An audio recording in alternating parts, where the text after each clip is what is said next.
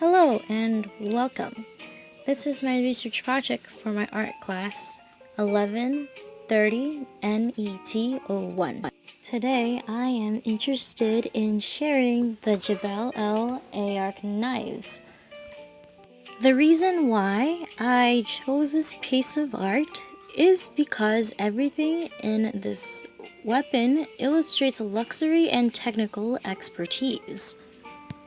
Many are familiar of art being carved on tablets, but the fact it is ivory, I further question the technology the artist had at the time. The blade, made of extremely high quality, light archer slate, reflects an accomplished mastery of stone cutting techniques. George Aaron Benedict bought this item from a private antique dealer in Cairo, Egypt in February 1914. Since he was a curator at the Louvre Department of Egyptology in France, the artifact was further researched and eventually displayed. A team of archaeologists found it was made during the Naqada D period of Egyptian prehistory. And although the artifact was made by an Egyptian, the art design had Mesopotamian influence. Although the knife was bought in the city of Cairo, Egypt, the knife's original location was in Abydos, Egypt. Because of how many temples and past pharaohs' tombs were located in the city of Abydos, it was considered to be sacred to the early Egyptians. It even became a tradition for a pharaoh to be buried there. As the years went by, the city of Abydos' temples and tombs were invaded. Therefore, a lot of antiques were sold off, which explains how Benedict was able to purchase the item.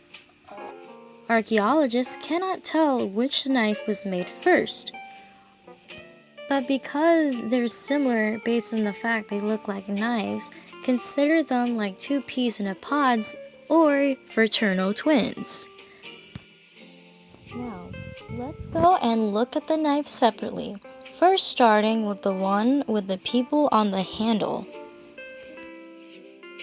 Historians know that the Egyptians and the people of the Assyrian Empire traded with one another. A little background about the Sumerian nation. Since it was a small nation and it did not have allies, other nations destroyed and invaded it. Those nations eventually became part of the Akkadian, or also called Assyrian Empire. Since the Egyptians and Mesopotamia trade, it would make sense if each of the people lived amongst each other at times. Therefore, the handles that contain the people represent the Sumerian society and how they cooperated with one another. Before, historians thought the handle represented Egyptian civilization. But if we look at the other knife, we can see that it actually was Sumerian. Observing the other knife tells the story of the Sumerian god and his power. This god was a Mashke-an-Gashir, master of animals. The god standing among the animals represented he is brave when he has faced any nature among him. Even as the first Sumerian king, many kings after him want to live up to his courage and a way of leading his people. Why each of the knives' blades were different is something archaeologists did not understand and mainly did not focus on. If someone were to actually use this knife, they would realize the blades are dull as a butter knife. Overall, there was no function for the blades at all. It was only used for ceremonial and ritual purposes. One detail to keep in mind is that the knife is bas relief carving. In other words, this is a sculpture that requires techniques on designing elements to make it more prominent than the overall flat background. Knowing the technique is important because the size of the dagger is only 25 centimeters. Overall, viewers can clearly see there is a lot of symbolism that goes into why the blade is designed the way it is. Most importantly, there are only two of its kind, and both have different images on each, Can you imagine the price on this now? Hope you enjoyed the video. Thanks for watching.